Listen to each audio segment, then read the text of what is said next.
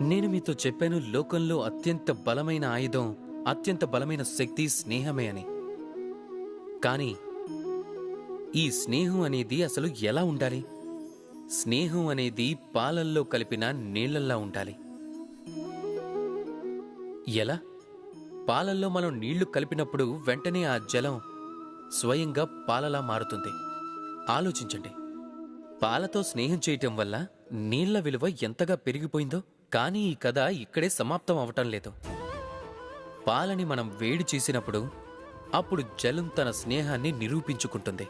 జలమే ముందుగా ఆ తాపాన్ని భరిస్తుంది. తన అస్తిత్వాన్ని వదులుకొని మరీ వేడిని సహిస్తుంది, అలా పాలని కాపాడుతుంది. కానీ ఆ తరువాత తన మిత్రుడు వెళ్ళిన తర్వాత పాలలో పొంగొస్తుంది.